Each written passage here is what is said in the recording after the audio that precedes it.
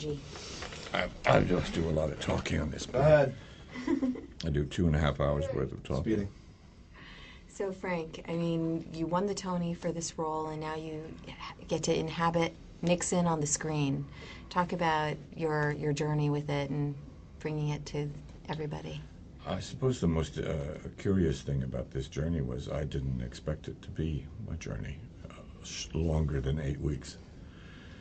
Truly, I didn't. I remember when the script was sent to me, it was several months before the first rehearsal, and I said to the director, I can't let you know about this for 2 or 3 weeks because there's 2 other things I'm thinking of doing. One is a television series for CBS, and the other is one for a cable channel. I can't remember now. And ultimately, I couldn't resist it. I just couldn't resist it, so I decided not to do those other things and to do this. But I said, well, I love London, and I love the idea of going there for 8 weeks, and it'll be over very quickly. And I truly thought, I'll go and do this play about Richard Nixon in a tiny little theater. I'll live in a place in London I like a lot, and then I'll go on and do the next thing. And then here you are. 2 years later, yeah, over 2 years later. Now, I mean, talk about, this is a Nixon that the public does not know. Talk about what we learn about him and what his motivation is for doing the interview with David Frost. Well, it'll be very interesting for me to see what the response to him is related to the film. I know from the year and a half of the play, many people came backstage and said, I really didn't want to feel any compassion towards him. I came in determined not to. But in the end, hopefully, the fact that he was a human being, like all other human beings, who had many, many qualities to dislike, many, many qualities to feel uncomfortable about. You can't escape the fact that he is first and foremost a person, loaded with faults and flaws, and also loaded with extraordinary intelligence and a great sense of statesmanship and what it took to be a great statesman and how much he wanted to be a great statesman.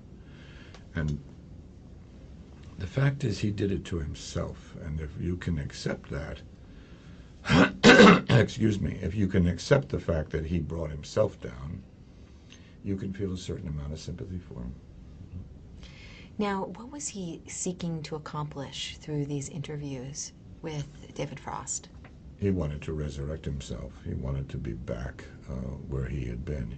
He wanted it must have been an extraordinary thing. Imagine it, to be elected by the greatest mandate in history and to be as popular as he was at the time Watergate began to unravel, and then have it all be gone in a period of months. Imagine what that was like. So when David Frost came along, I'm sure he saw this as an opportunity to begin his climb back up, which he seemed to be very comfortable doing. He seemed to be a man who liked to fight the big boys, liked to get in there and show them, you know. And the interview itself, I mean, the way it's portrayed in the film, it almost really is like a boxing match. You have each team. Talk about that. It is. It's a great boxing match, and it's. I spent a lot of time at his library, reading all of his notes in preparation for it, and reading actual answers that I said in the film that were written down on paper. You know, we think Mr. Frost may ask you this question, and here's what we think an appropriate response will be, and he memorized it. Many of the things I say in the film are actual notes that he made for himself or were made by his staff for him to say. He went into it like any good lawyer would. You know, this guy may do this guy, he may see that, I have to be ready to do this, I have to feign here, I have to back up, I have to go in for a jab, I have to hold on, I have to not let him win, I can't let him see that I'm weak or bleeding or anything like that. So, in fact, it's an intellectual boxing match.